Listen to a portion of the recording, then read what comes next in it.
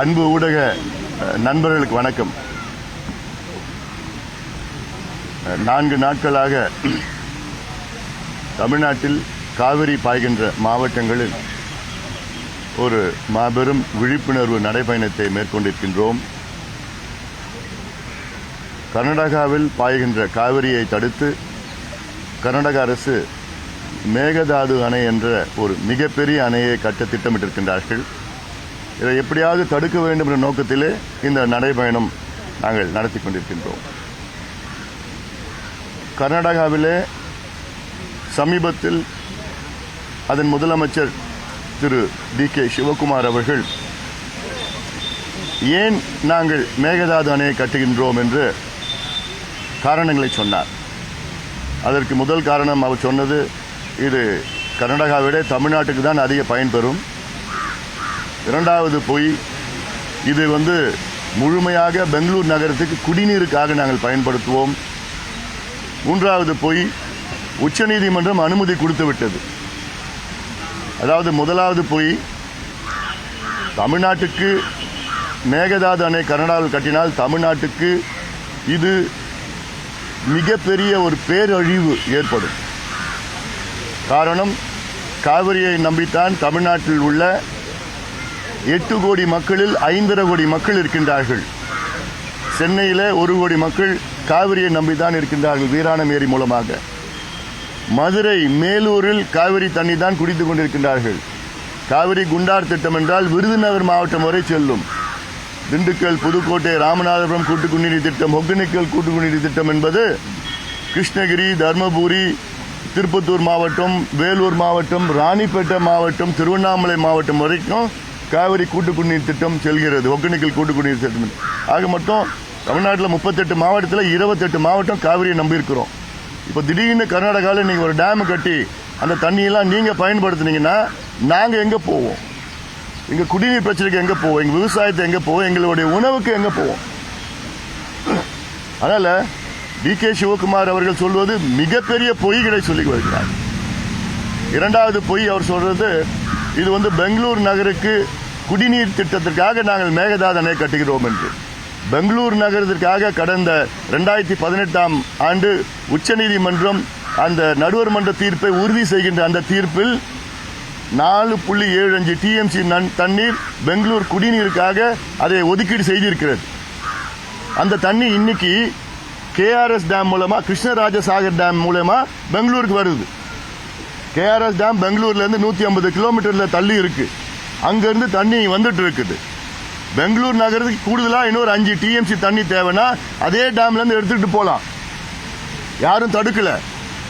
அதுக்கு எதுக்கு புதிய டேம் கட்டணும்? நீங்க அது தமிழ்நாட்டு எல்லையில், தமிழ்நாட்டில இருந்து 4 கிலோமீட்டர் தள்ளி இந்த டேம் கட்ட போறாங்களாம். அதுவும் இந்த டேம் 70 TMC கொள்ளளவு கொண்ட டேம். பெங்களூருக்கு கூடுதலா தேவை இன்னும் 5 TMC தான். 5 TMC தேவையான பெங்களூர் நகரத்துக்கு எதுக்கு 70 TMC கொள்ளளவு கொண்ட அணையை நீங்க கட்டுறீங்க? அது இன்னொரு பொய்ய சொல்றார். ஒரு பக்கெட் தண்ணி கூட நாங்க விவசாயத்துக்கு நாங்க பயன்படுத்த மாட்டோம். இது எப்படி நம்ப முடியும்? யார் நம்புவாங்க? இதுவரைக்கும் கர்நாடகா உச்சநீதிமன்ற தீர்ப்பே மதிக்கல, காவிரி நடுவர் மன்ற தீர்ப்பை மதிக்கல, பல ஒப்பந்தங்கள், கடந்த கால ஒப்பந்தங்கள் எதையுமே மதிக்கல. நீங்க கர்நாடகா மேல இருக்கிறாங்க, முதல் மடை மாநிலம், கொடுக்கிற இடத்துல இருக்கிறாங்க, நம்ம வாங்குற இடத்துல இருக்கிறோம். நாளைக்கு டேமை கட்டி முடிச்சுட்டு இல்ல நாங்க இதுக்கு பாசனத்துக்கு பயன்படுத்துவோம்னு சொன்னா ஏதாவது எங்களால பண்ண முடியுமா? வழக்கு போட முடியும், அவ்வளவுதான். சட்டமன்றத்தில் ஒரு தீர்மானம் நிறைவேற்ற முடியும், அவ்வளவுதான். தமிழ்நாடு அழிஞ்சிடும், தமிழ்நாடு அழிஞ்சிடும். காவிரி என்பது நம்முடைய உரிமை. அது முதல் உரிமை தமிழ்நாட்டுக்கு தான். கடந்த கால அத்தனை ஒப்பந்தங்கள் போடப்பட்டது. 1924 போடப்பட்ட ஒப்பந்தம் மெட்ராஸ் மாகாணம், மெட்ராஸ் பிரசிடென்சிக்கும் மைசூர் சமஸ்தானம் மகாராஜா, மைசூர் மகாராஜா போடப்பட்ட ஒப்பந்தத்தில் என்னன்னா, அவங்க KRS டேம் கட்டிக்கலாம், நம்ம மேட்டூர் அணையை கட்டிக்கலாம். அதே போன்று காவிரியில் வருகின்ற அந்த நீர் எப்படி பகிர்ந்து கொள்ள வேண்டும் என்றால், தமிழ்நாட்டுக்கு 75 விழுக்காடு தண்ணி தமிழ்நாடு பயன்படுத்திக் கொள்ளலாம். 23 விழுக்காடு தண்ணி மைசூர் சமஸ்தானம் பயன்படுத்திக்கலாம். 2 விழுக்காடு தண்ணி ட்ரவாங்கூர் சமஸ்தானம் பயன்படுத்திக்கலாம். இதுதான் ஒப்பந்தம். அந்த ஒப்பந்தம் முடிகிறதுக்கு முன்னாடி கர்நாடகாவில் நம்மளை கேட்காம 3 டேம் கட்டிட்டாங்க காவேரியில். கபினி, ஹேமாவதி, ஹாரங்கின்னு நம்மளை கேட்கல. அது எதிர்த்தோம். அது ஒரு பொருட்டா நினைக்கல அவங்க. அப்போ நம்ம வழக்கு போட்டு உச்ச நீதிமன்றத்தில் அந்த வழக்கை அன்றைய அரசு திரும்பி வாங்கிட்டாங்க. திமுக அரசு இந்திரா காந்தி அந்த அம்மா அச்சுறுத்தினால. அதன் பிறகு 28 வருஷமா போயிட்டு 1990 நடுவர் மன்றம் அமைச்சாங்க. 91 இடைக்கால தீர்ப்பு 205 டிஎம்சி கொடுக்கணும்னு. 2007 இறுதி தீர்ப்பு கொடுத்தாங்க. அது குறைச்சி 192 டிஎம்சியா குறைச்சாங்க. அதன் பிறகு கெசட் நோட்டிபிகேஷன் 2013 நடந்தது. 2018 நம்ம எல்லாம் உச்சநீதிமன்றம் போனோம். உச்சநீதிமன்றம் அது இறுதியா இன்னும் கொஞ்சம் தண்ணி குறைச்சி நமக்கு 177.25 டிஎம்சி தண்ணி இன்னும் கொஞ்சம் குறைச்சிட்டு பெங்களூருக்கு 4.25 டிஎம்சி, பாண்டிச்சேரிக்கு 7 டிஎம்சி, இவாபரேஷன் 5 டிஎம்சின்னு சொல்லிட்டு நம்மளது 5 டிஎம்சி குறைச்சிட்டாங்க. இன்னைக்கு அப்படிதான் ஓடிட்டு இருக்கு. இன்னைக்கு அந்த தண்ணி வரதில்லை. இப்போ ஜூன் மாசம் நமக்கு வர வேண்டிய தண்ணி எவ்வளவுனா 9.9 டிஎம்சி. நமக்கு கிடைச்சது 2.9 டிஎம்சி தான் கிடைச்சது. கடந்த 10 வருஷமா நீங்க கணக்கு போட்டீங்கன்னா 3 வருஷம் தான், 3 ஆண்டுகள் தான் ஜூன் மாசம் நமக்கு 9.9 டிஎம்சிக்கு மேல தண்ணி கிடைக்குது. மீதி 7 வருஷம் 1 டிஎம்சி, 1.5 டிஎம்சி, 2 டிஎம்சி, ஒரு வருஷம் 3/4 டிஎம்சி தான். இது டேம் கட்டுறதுக்கு முன்பு, மேகதாது கட்டுறதுக்கு முன்பு. மேகதாதான கட்டிட்டாங்கன்னா அந்த தண்ணி வரப்போறது கிடையாது. ஜூலை மாசம் நமக்கு வர வேண்டிய தண்ணி 42 டிஎம்சி வரப்போறது கிடையாது. ஜூலை 4ஆம் தேதி இன்னைக்கு கல்லணையில் இருக்கிறோம். இப்ப இந்த பேட்டி கல்லணையில் நான் கொடுக்கிறேன். கல்லணை என்பது தமிழர்களுடைய வரலாறு. கல்லணை என்பது உலக அளவில் 4வது பழமையான நீர்த்திட்டம். இந்தியாவிலே மிக பழமையான நீர்த்திட்டம் கல்லணை. நம்முடைய கரிகாலன் அவர்கள் கட்டிய கல்லணை 2000 ஆண்டுகளுக்கு முன்பு. உலகத்தில் மீதி 3 நீர்த்திட்டங்கள் எல்லாம் இப்ப பயன்பாட்டில் இல்லை. உலகத்தில் மிக பழமையான பயன்பாட்டில் உள்ள நீர்த்திட்டம் கல்லணை. இது காவிரியின் குறுக்க தமிழ்நாட்டில் இருக்கு. 2000 ஆண்டுகளா நாம் பயன்படுத்திட்டு வரோம் காவிரி. அதுக்கு முன்பு பயன்படுத்திட்டு வரோம். கரிகாலன் அவர்கள் வந்த பிறகுதான் இந்த காவிரி டெல்டா பகுதிக்கு, ஏன்னா வெள்ளம் அவ்வளோ வெள்ளம் வரும், இந்த தண்ணியை டைவர்ட் பண்ணி, டைவர்ஷனரி டேம், இது ஸ்டோரேஜ் இல்லை, இது டைவர்ஷனரி டேம். அதன் பிறகுதான் சார் ஆதர் காட்டன் வந்தார், வெள்ளையர்.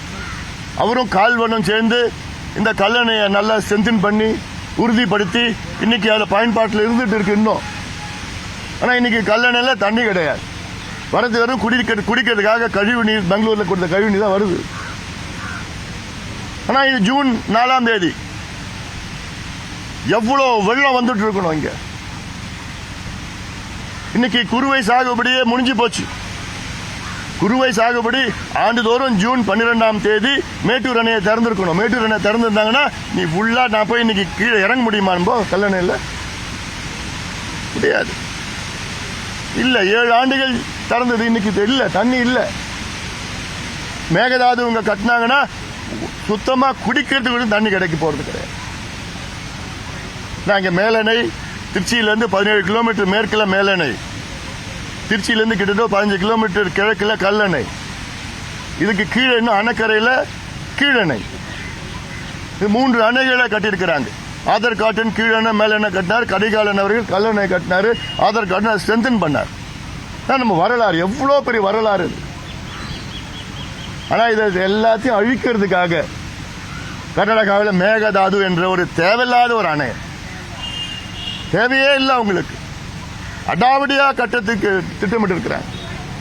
நேற்று பாத்தீங்கன்னா கர்நாடகா வனவிலங்கு வாரியம், கர்நாடகா வைல்ட் லைஃப் போர்டு அந்த மேகதாது கட்டுற இடத்துல ஆய்வு பண்ணுது.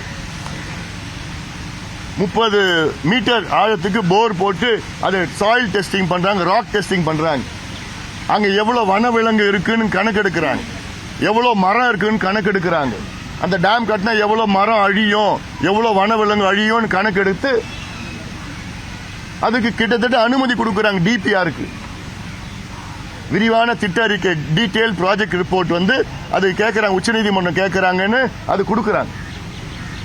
இப்படி வேகமா கர்நாடகாவில் வேலை நடந்துட்டு இருக்கு. ஆனா தமிழ்நாட்டில் இந்த எம்எல்ஏ எப்படி பிடிக்கிறது, அந்த எம்எல்ஏ எப்படி இங்க வாங்கலாம், காசு எவ்வளவு கொடுக்கலாம், 30 கோடியா 50 கோடியா 100 கோடியா, எப்படி குதிரை பேரம், யானை பேரம், ஒட்டகம் பேரம் எது செய்யலாம், இதுல தான் நம்ம தமிழ்நாட்டில் இருக்கிற அரசியல் கட்சிகள் ஈடுபட்டு இருக்கிறாங்க. கர்நாடகா அவங்க வேகமா எல்லா கட்சியும் ஒன்னா சேர்ந்து இருக்கிறாங்க. அங்க காங்கிரஸ், பிஜேபி, ஜனதாதள், கம்யூனிஸ்ட் எல்லா கட்சியும் டி.கே. சிவகுமார் முதலமைச்சர் வீட்டில் சந்திக்கிறாங்க. அத்துணை தலைவர்களும் டெல்லியில போய் பிரதமரை சந்திக்கிறாங்க, நீர்வளத்துறை அமைச்சரை சந்திக்கிறாங்க. எல்லா வேலைகளும் அங்க வேகமா நடந்துட்டு இருக்கு. நம்ம இந்த வேலையில நம்ம ஈடுபட்டு இருக்கிறோம். அதனால்தான் இந்த நடைப்பயணம் தமிழ்நாட்டில் உள்ள இளைஞர்களே வாங்க, வெளியில வாங்க, சத்தம் போடுங்க, ரோடுக்கு வாங்க. உங்களுடைய எதிர்காலம், உங்க ஒவ்வொருடைய எதிர்காலம், உங்களுடைய எதிர்காலம் மட்டும் உங்க வாழ்க்கை பிரச்சனை. அங்க டேம் கட்டிட்ட பிறகு அழுது ஒன்றும் பிரயோஜனம் கிடையாது. அவங்க டேம் கட்ட ஆரம்பிச்சுட்டாங்களே ஒன்னு நிறுத்த முடியாது. அது கட்டுவதற்கு முன்பாக நம்ம தடுத்து நிறுத்தினாதான் நிறுத்த முடியும். அடிக்கல் நாட்டிட்டு கட்ட ஆரம்பிச்சாங்கன்னா முடிஞ்சு போச்சு, அவ்வளவுதான்.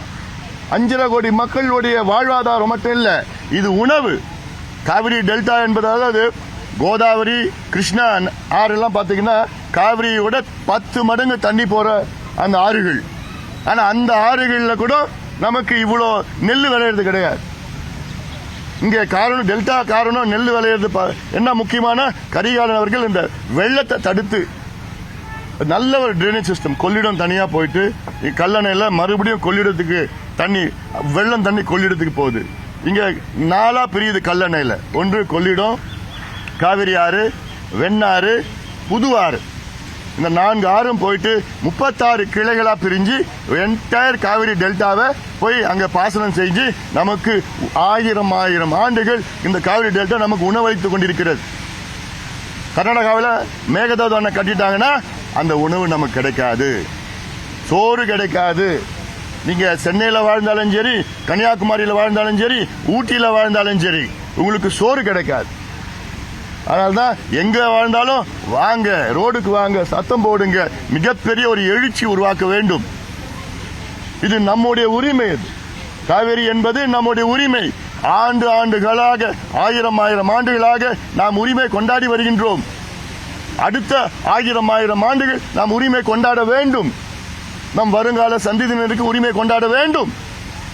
ஆனா இடையில கர்நாடகா ஏற்கனவே அவங்களுக்கு தண்ணி நிறைய கிடைக்குது. இதை வேண்டும் என்று அவர் டி.கே. சிவகுமார் அவர் எலெக்ஷன்ல ஜெயிக்கணுமா? 2028 தேர்தல் வருது கர்நாடகாவில்.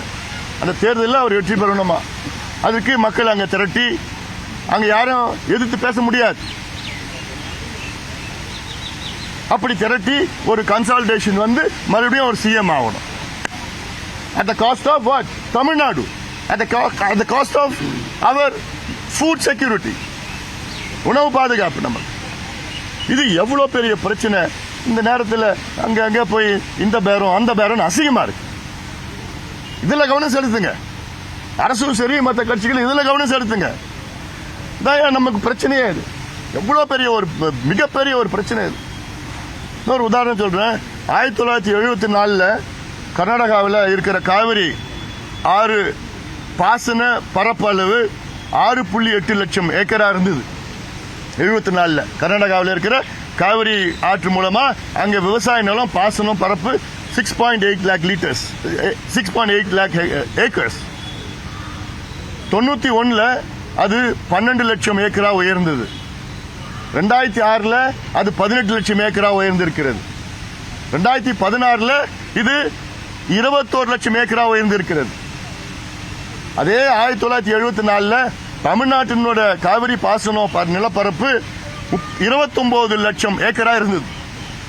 இன்னைக்கு தமிழ்நாட்டுடைய நிலப்பரப்பு 20 லட்சம் ஏக்கர். 29 இருந்து 20 லட்சம் ஏக்கரா குறைஞ்சிருக்கு தமிழ்நாட்டில் இந்த 50 வருஷத்துல. கர்நாடகாவில் 6.8 லட்சத்துல இருந்து இன்னைக்கு 21 லட்சமா உயர்ந்து இருக்கிறது. மேகதாது கர்நாடகாவில் கட்டினாங்கன்னா கர்நாடகா ஒரு நிலப்பரப்பு 30 லட்சமா உயரும். தமிழ்நாட்டோட நிலப்பரப்பு காவிரி பாசனம் 20 லட்சத்திலிருந்து 10 லட்சமா குறையும். இது எவ்வளவு பெரிய ஒரு பாதிப்பு வரும். நமக்கு சோறு கிடைக்காது, உணவு கிடைக்காது. அதனால்தான் நாங்க எல்லாம் கத்திட்டு இருக்கிறோம், தெருவில் வந்துட்டு இருக்கிறோம். உங்களுக்கு எல்லாம் பேசிட்டு வாங்க, எல்லாம் வாங்க. இது நம்முடைய பிரச்சனை. ஜல்லிக்கட்டுக்கு எல்லாம் வந்தீங்க. ஜல்லிக்கட்டு நீங்க யாரும் பார்த்தது கூட கிடையாது. ஜல்லிக்கட்டுனால் நீங்க உங்களுக்கு எந்த பாதிப்பும் கிடையாது. அதுக்கு நீங்க வெளியில வந்தீங்க. ஆனா இது உங்களுக்கு பாதிப்பு, உங்கள் ஒவ்வொருவருக்கும் பாதிப்பு, உங்கள் குடும்பத்துக்கு பாதிப்பு, உங்கள் வருங்கால சந்ததியினருக்கு பாதிப்பு, காலங்காலமா பாதிப்பு வரும். இதனால நீங்க வாங்க, எல்லாம் வெளியில வாங்க, மொத்தம் போடுங்க. மற்ற எந்த கட்சி எது பண்ணாலும் நீங்க கவலைப்படாதீங்க. நீங்க வந்தீங்கன்னா அவங்க உங்க பின்னாடி வருவாங்க. இளைஞர்கள் நீங்க வெளியில வாங்க தான் நாங்க கேட்கிறோம். நாங்க அதனால இதை உணர்வுபூர்வமான இந்த பிரச்சனை தமிழ்நாட்டுடைய மைய பிரச்சனைக்கு அதிக அளவில் அத்துணை கட்சிகள் அத்துணை பேரும், இது விவசாய பிரச்சனை மட்டும் கிடையாது, இது தமிழ்நாட்டினுடைய வாழ்வாதார பிரச்சனை. வாழ்வாதாரம்னா இது survival of the Tamil people is at stake. அதனால இதை நிச்சயமாக இன்னும் அதிக அளவில் என்னுடைய ஊடக நண்பர்கள் எல்லாமே இன்னும் கொஞ்சம் பண்ணுங்க, போடுங்க. இந்த டிவியெல்லாம் பார்க்குற விவாதங்கள்லாம் பார்க்குறேன். இந்த எம்எல்ஏ இவ்வளோ பேசினாங்க, அதுதான் பேரம், அதுதான் விவாதம் நடந்துட்டு இருக்குது. இதில் பண்ணுங்க, விவாதம் தினம் பண்ணுங்க. கொஞ்சம் ஒன்றும் சத்தம் போடுங்க, ஊடக நண்பர்கள் சத்தம் போடுங்க. எல்லாத்துக்கும் பிரச்சனை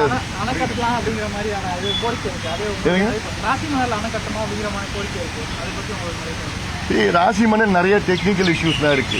ராசிமணல் பார்த்தீங்கன்னா கட்டணம்னா 20% தான் தமிழ்நாட்டில் வருது, 80% கர்நாடகாவில் வருது. அது கர்நாடகாவில் பள்ளமாக இருக்குது அந்த பகுதியில். அந்த தண்ணியை அவங்க எடுத்துகிட்டு போவாங்கனால. இன்னொன்று இப்போ நம்ம பேச வேண்டாம். ஏன்னா கர்நாடகாவில் இன்றைக்கு என்ன சொல்லுவாங்க, நீங்கள் ராசி மணல் கட்டிக்குங்க, நாங்கள் மேகதாது கட்டிப்போம். அப்போ நீங்கள் மேட்டூர் கட்டிக்குங்க, நாங்கள் கேஆர்எஸ் கட்டிப்போம்னு சொன்ன நிலை வரும். அதனால் அது அப்படி வேண்டவே, இன்னைக்கு வேண்டாம், அந்த கோரிக்கை வேண்டாம்.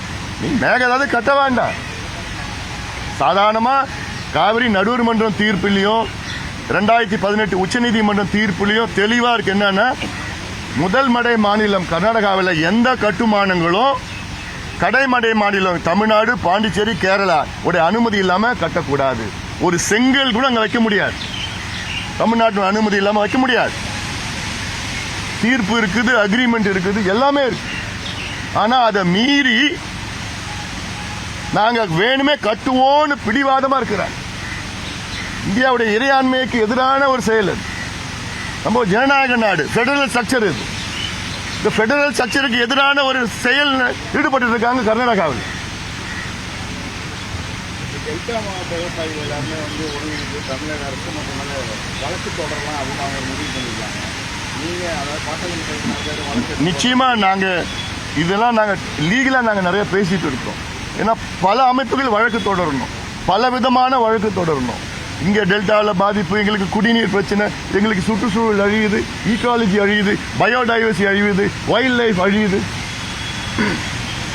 மேகதாது கட்டாங்கன்னா 12,500 ஏக்கர் காற்றை அழிச்சுதான் அந்த மேகதாது கட்ட முடியும். 12,500 ஏக்கர் பிரைம் ரெயின் ஃபாரஸ்ட். இதை எப்படி அழிக்கிறது மனசு வருது? அதுலதான் காவிரி வைல்ட் லைஃப் சாங்சுரியே இருக்கு. நூற்றுக்கணக்கான புலிகள் இருக்கு, ஆயிரக்கணக்கான யானைகள் இருக்கு, சிறுத்தைகள் இருக்கு, கரடிகள் இருக்கு, எவ்வளவு வைல்ட் லைஃப் இருக்கு. அதெல்லாம் அழிச்சு 12,500 ஏக்கர் காட்டு அழிச்சு தேவையில்லாத ஒரு டேமை கட்டுவோம். உங்களுக்கு தேவையே இல்லையே, முதல்ல எதுக்கு உங்களுக்கு டேம்? இன்னும் 5 TMC வேணும்னா இருக்கிற இடத்துல தண்ணி வருது இல்ல, கேஆர்எஸ்ல இருந்து தண்ணி பெங்களூருக்கு போகுது, இன்னும் 5 TMC எடுத்துட்டு போங்க. புதுசா எதுக்கு டேம் கட்டணும்? தேவை 5 TMC, கட்டுறது 70 TMC. இன்னொன்னு நீங்க பேசும்போது செக் டேம் கட்டணும்னு சொன்னீங்க. அது மாதிரி இதை முதல்வர் கவனத்தை கொண்டு போவீங்களா? எனக்கு கடந்த ஆட்சியாளர் நான் தமிழ்நாட்டின் முதலமைச்சர் மாண்புமிகு திரு விஜய் அவர்கள் பொறுப்பேற்ற பிறகு என்னை வீட்டில் சந்தித்தார். அன்று கிட்டத்தட்ட ஒரு 1/2 மணி நேரம் அவர்கிட்ட பேசிட்டு இருந்தேன். தமிழ்நாடு பிரச்சனை தான் பேசிட்டு இருந்தேன். அதில் ஒரு 10 நிமிஷம் வந்து நான் இந்த சமூக நீதி கணக்கெடுப்பை பற்றி பேசினேன். அதன் பிறகு நீர் மேலாண்மை, ரெண்டாவது நீர் மேலாண்மை பற்றி தான் பேசினேன். நீர் மேலாண்மை கடந்த 60 ஆண்டு காலம் இந்த திராவிட கட்சிகள் நீர் மேலாண்மை மறந்து விட்டார்கள். அவங்களுக்கு அந்த எந்த சிந்தனையும் கிடையாது. திராவிட கட்சிகள் அதாவது மிகப்பெரிய தோல்வி அடைஞ்சது இதெல்லாம் நீர் மேலாண்மையில். நிறைய விஷயத்தில் தோல்வி அடைஞ்சாங்க. அதில் என்ன பொறுத்த வரைக்கும் நீர் மேலாண்மையில் அவங்க மிகப்பெரிய அளவு தோல்வி அடைஞ்சிருக்கிறாங்க. அப்புறம் சொன்னேன், இந்த செக் டேம்லாம் கட்டணும். காவிரி குறுக்கே, தாமிரபரணி, வைகை ஆறு, பாலாறு, பெரிய பெரிய ஆறு குறுக்கே செக் டேம் கட்டணும்னா, ஏன்னா நம்ம வருங்காலம் வந்து சோதனையான காலம். குளோபல் வார்மிங், கிளைமேட் சேஞ்ச், அந்த பிரச்சனை நிறையா இருக்கும். எல்னினோன்னு சொல்லிட்டு இருக்காங்க, எல்லாம் இருக்குது. El Niño is a temporary effect, but global warming, climate change is a permanent effect. It's going to be there for, I don't know, centuries. அதுக்கு மிட்டிகேஷன், அடாப்டேஷன் எல்லாம் சொன்னேன். அதுக்கு என்னன்னா, ஒன்று வந்து செக் டேம் கட்டணும், நீங்க அவசியம் பண்ணுங்க. ஏன் அவங்க செக் டேம் கட்டல, அது மணல் கொள்ளை அடிக்கணும் அப்படின்னு சொன்னேன். அதுக்கப்புறம் ஏன்னா அவங்க கட்சியினுடைய தேர்தல் அறிக்கையிலையும் மணல் கொள்ளையை தடுப்போம் என்று சொல்லியிருக்கிறாங்க. கேரளாவில் மணல் எடுக்க முடியாது எந்த ஆற்றுலையும், அங்கே சட்டம் இருக்கு. கர்நாடகாவில் மணல் எடுக்க முடியாது எந்த ஆற்றுலையும், சட்டம் இருக்கு. ஆந்திராவிலையும் அப்படிதான் சட்டம் இருக்கு. தமிழ்நாட்டில் மட்டும் மணலை எடுத்து கேரளாவுக்கு வித்துக்குங்க, கர்நாடகா வித்துக்குங்க, மலையை உடச்சி வித்துக்குங்க, மரத்தை எடுத்து பண்ணிக்குங்க, என்ன வேணா பண்ணிட்டு போகலாம். என்ன காசு கொடுத்தா போதும், லஞ்சம் கொடுத்தா இவங்களுக்கு கொடுத்தா போதும். இந்த நிலையை தான் இருந்தது. எல்லாம் கொஞ்சம் கிளீனப் பண்ணி சிஸ்டம் பண்ணோம். அநேகமாக வர வாரத்தில் தமிழ்நாடு நீர்வளத்துறை அமைச்சர் நானே போய் சந்திக்கலான்னு இருக்கிறேன். அவரும் அவருடைய அதிகாரிகள்லாம் வச்சு ஒரு மீட்டிங் போட்டு என்னென்ன தமிழ்நாட்டுக்கு செய்யணும், இன்னைக்கு என்னென்ன தேவை தமிழ்நாட்டுக்கு. ஒன்று, காவிரியில் தண்ணி வருது. ரெண்டாவது, இருக்கிற தண்ணியை நம்ம எப்படி சேமிக்கலாம், மிச்சப்படுத்தலாம். இதெல்லாம் நான் ஆலோசனைகள்லாம் நான் வழங்க இருக்கிறேன். நானே டைம் கேட்டு இருக்கிறேன். கேட்டு நான் பண்ண போகிறேன், நடக்க போகுது. அதனால் இட் இஸ் ஜஸ்ட், ஏன்னா எனக்கு வேண்டியது தமிழ்நாடு நல்ல வளம் பெறணும்.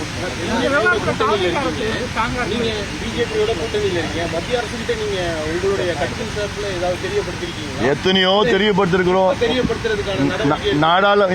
எங்களுக்கு நீங்க தமிழ்நாடு மக்கள் ஒரு 40 MP கொடுத்திருந்தீங்கன்னா நான் தடுத்துட்டு இருப்பேன். கொடுக்கலையே, கொடுத்தது 40 பேருக்கு திமுக கொடுத்துட்டீங்க. இல்ல இருக்குது, இப்ப நான் ஒருத்தர் இருக்கிறேன், நான் சத்தம் போடுறேன். இப்போ அங்கேயும் சத்தம் போட்டு தான் இருக்கிறேன். என் சத்தம் கேட்கலையே, எல்லாம் சேர்ந்தா தானே சத்தம் வரும். உறுதியா நான் எத்தனை முறை நான் நாடாளுமன்றத்தில் நான் பேசியிருக்கிறேன். நேத்து கூட ஒருத்தர் சொன்னார், நேத்து எங்க மேட்டூர்ல சொன்னார், சந்திரசேகர் முன்னாள் நாடாளுமன்ற உறுப்பினர், அவர் சொன்னார், அன்புமணி அவர்கள் நாடாளுமன்றத்தில் அவ்வளோ மேகதாது அணை கட்டக்கூடாதுன்னு அவ்வளோ குரல் கொடுத்துட்டு இருக்கிறார் சொல்லியிருக்கிறார். உங்களுக்கு தான் தெரிய மாட்டேங்குது. தொடர்ந்து விவசாயிகள் வந்து போராட முடியுமா? இன்னும் மேலும் அதிகப்படியாக ஒன்றிய அரசுகிட்ட கேட்க முடியுமா? தங்களுடைய கோரிக்கையை வைக்கிறதுக்கு எங்களுடைய ஒத்துழைப்போட சேர்ந்து கோரிக்கை வைக்கப்படுமா? இப்போ இங்க முதல்ல தேவை என்னன்னா, தமிழ்நாடு அரசு அனைத்து கட்சி கூட்டத்தை கூட்டணும். இது நான் ஒருத்தன் போய் நான் தயாரா இருக்கிறேன். ஆனா எல்லாம் சேர்ந்து வந்தாதான் எல்லாம் நடக்கும். முதல்ல தமிழ்நாடு அரசு அனைத்து கட்சி கூட்டத்தை கூட்டணும். கூட்டி அத்துணை தலைவர்கள், அத்துணை நாடாளுமன்ற உறுப்பினர்கள், அத்துணை சட்டமன்ற உறுப்பினர்களை டெல்லிக்கு அழைச்சிட்டு போகணும். அங்க பிரதமரை சந்திக்கணும், நீர்வளத்துறை அமைச்சர் சந்திக்கணும். அங்க தேவைப்பட டெல்லியிலே போராடணும். நான் தயாரா இருக்கிறேன். என் கூட அவங்களாம் வரதுக்கு தயாரா இருக்காங்களா? கேளுங்க, நான் தயாரா இருக்கிறேன். காவிரிக்காக நான் எந்த எல்லைக்குன்னா போன தயாரா, எத்தனை ஜெயிலுக்குன்னா நான் போற தயாரா இருக்கிறேன். அது எனக்கு பிரச்சனை இல்லை. எனக்கு இந்த உரிமை, நம்முடைய உரிமையை மீட்டெடுக்கணும். தொடர்ந்து விவசாயிகள் வந்து டெய்லியுமே போராட்டத்தில் குறிச்சிருக்காங்க. இப்போ வந்து நமக்கு வந்து தண்ணி இது வந்து வறட்சி மாவட்டமா அறிவிச்சு அவங்களுக்கு வறட்சி நிவாரணம் தரதா சொல்லி விவசாயிகள் கோரிக்கை வைக்கிறாங்க. சரியான கோரிக்கை தான், சரியான கோரிக்கை. இப்போ இன்னைக்கு குறுவைக்கு வந்து தண்ணி இல்லை. கடந்த ஆண்டு கிட்டத்தட்ட 6 லட்சம் ஏக்கர் குறுவை சாகுபடி நடந்தது. இன்னைக்கு 1 லட்சம் ஏக்கரா 1.5 லட்சம் ஏக்கரா தெரியல. அது நிலத்தடி நீர் வச்சு பண்ணிட்டு இருக்கிறாங்க. அது எவ்வளவு நாள் பண்ண போறாங்க தெரியல. ஜூலை மாசம் மழை இல்லைன்னு சொல்றாங்க. அதனால மிகப்பெரிய பிரச்சனை வரும். இன்னொன்னு, கர்நாடகா அரசு காவிரி குறுக்க மேகதாது அணை கட்டினாங்கன்னா மீண்டும் டெல்டா விவசாயிகள் எலிக்கறி சாப்பிடுகின்ற ஒரு சூழலுக்கு தள்ளப்படுவார்கள். இது மட்டும் இல்ல, கர்நாடகாவில் கர்நாடக அரசு காவிரி குறுக்கே மேகதாதனை கட்டினாங்கன்னா தமிழ்நாட்டில் 1 கிலோ அரிசி 300 ரூபாய்க்கு கூட விற்கப்படும் என்கின்ற ஒரு சூழல் வரும். அதெல்லாம் மக்கள் புரிந்து கொள்ள வேண்டும். கிட்டத்தட்ட 35,000 ஏரி அதெல்லாம் நீர் போக்குவரத்து தண்ணி போகிறதுக்கான வழியெல்லாம் இல்லை அப்படிங்கிற மாதிரி இப்போ நிறைய கொடுத்துட்டாங்க அப்படின்னு அதுக்கு நீர்வழி போக்குவரத்துக்கு அது சம்பந்தமாக கவனம். அதாவது தமிழ்நாட்டில் அதாவது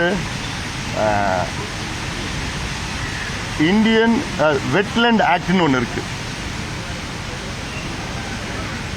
அந்த வெட்லேண்ட் ஆக்ட் படி 2016-17 வந்து வெட்லேண்ட் ரூல்ஸ்ன்னு போட்டிருக்காங்க, மத்திய அரசு போட்டிருக்காங்க. அந்த வெட்லேண்ட் ரூல்ஸ் படி ஒவ்வொரு மாநிலத்திலையும் நம்முடைய ஏரி குளம் கண்மாய்கள் வெட்லேண்ட்னா கிட்டத்தட்ட ஒரு 5 ஏக்கருக்கு மேல இருக்கிற நீர்த்தேக்கம், இதை வந்து ஜிஐஎஸ் மேப் பண்ணி எல்லைகள் எல்லாம் மேப் பண்ணி இதை வந்து நோட்டிஃபை பண்ணணும் கெசட்ல. ஒவ்வொரு மாநிலமும் நோட்டிஃபை பண்ணிட்டா அதில் யாரும் என்கரேஜ் பண்ண முடியாது ஒன்று. அது இல்லாமல் இந்த வரத்து காவையெல்லாம் தூட்பட்டு பண்ணி இதை எத்தனையோ முறை கேட்டோம், எத்தனையோ முறை போராடணும். ஒரு தமிழ்நாட்டில் 27,000 ஏரிகள் இப்போ விட்டு வச்சிருக்கிறாங்க. அந்த 27,000 ஏரியில் அதாவது 26,000 ஏரி அதில் வந்து 5 ஏக்கருக்கு மேலே இருக்கிற ஏரிகள். இதில் ஒன்று கூட இது வரைக்கும் நோட்டிஃபை பண்ணல, ஒன்று கூட பண்ணல.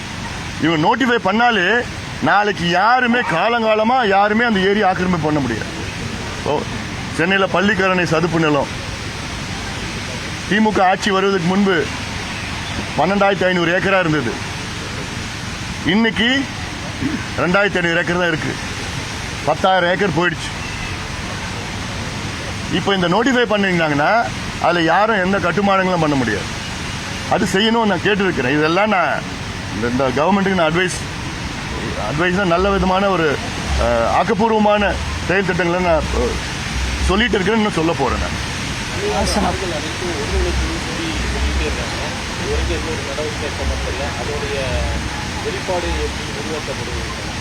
அதாவது இந்த தென்னிந்திய ஆறுகள்லாம் இருக்குல்ல, முதல்ல கோதாவரி, கிருஷ்ணா, அப்புறம் வந்து பெண்ணாறு, காவிரி ஆறு, இதெல்லாம் முதல்ல அது ஒரு இணைச்சி தான் இன்னும் நமக்கு நல்லதாக இருக்கும். இப்போ ஒரு 2 வாரத்துக்கு முன்பு மத்திய நீர்வளத்துறை அமைச்சர் வந்து ஐ திங்க் கர்நாடகாவுக்கு வந்து அங்கே வந்து 3 மாநில முதலமைச்சர்களை சந்தித்து 3 மாநில அதிகாரிகளை வைத்து ஒரு பேச்சுவார்த்தை நடத்தியிருக்கிறார். முதல் கட்டமாக ஆந்திரா, தெலுங்கானா, கர்நாடகா. இதில் வந்து அட்லீஸ்ட் நல்ல தொடக்கம். அது மத்திய அரசுக்கு வந்து இது செய்யணும்னு ஒரு ஆதங்கம் இருக்கு. ஆனால் இது வந்து ஒரிசா, சத்தீஸ்கர், மத்திய பிரதேஷ், மகாராஷ்டிரா, கர்நாடகா, தெலுங்கானா, ஆந்திரா, தமிழ்நாடு, எத்தனை மாநிலங்கள் சம்பந்தப்பட்ட ஒரு பிரச்சனை. நிச்சயமா அது நடந்துச்சுன்னா அப்படி அடுத்தது தானா நடக்கும். சம்பாவும் இல்லை. இப்போ இந்த வருடமே மழை நீர் வராதனால உபரி நீர் வந்தால் மட்டும்தான் காவேரியில தண்ணீர் வருது. இப்போ கர்நாடகத்தில் அதிகப்படியாக போராடி மறுபடியும் தண்ணீர் படுறதுக்கு நடவடிக்கை எடுக்கப்படணும், பண்ணணும். நிச்சயமா இந்த அரசாங்கம் செய்யணும். ஏன்னா இப்போ குறுவை முடிஞ்சு போன நிலையில அடுத்தது சம்பாவும் ஒரு கேள்விக்குறியா இருக்குது. அவங்க எக்ஸ்பர்ட் சொல்றாங்க நவம்பர்லாம் மிகப்பெரிய ஒரு வறட்சி வரும்னு சொல்லிட்டு இருக்கிறாங்க. அப்போ நவம்பர்னா என்ன, சம்பா பீக்ல. அப்போ சம்பாவுக்கே தண்ணி இருக்காதுன்னா இது இந்த அதுல முதலமைச்சரும் சரி அதிகாரிகள் அமைச்சர்கள்லாம் இதை கவனம் செலுத்தி இதுல மிகப்பெரிய அளவில் முன்னெச்சரிக்கை நடவடிக்கை இன்னையிலிருந்து எடுக்க ஆரம்பிச்சிடணும். செய்ய வைக்கணும்.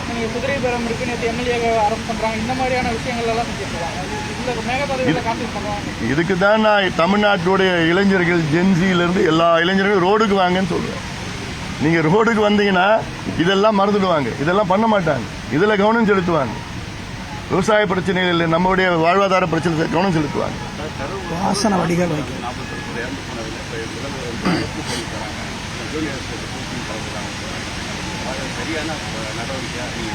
எனக்கு அது தெரியல. அது அப்படி ஏதாவது செஞ்சு முடிச்சதுக்கு பிறகு நான் அது கருத்து சொல்றேன். வாசன வடிகால் அதான் ஆனால் எங்கே தண்ணி வந்தால் தானே. விவசாயிகள் கடனை வந்து முற்றிலும் தள்ளுபடி பண்ணாங்கன்னு சொல்லி சொல்றாங்க.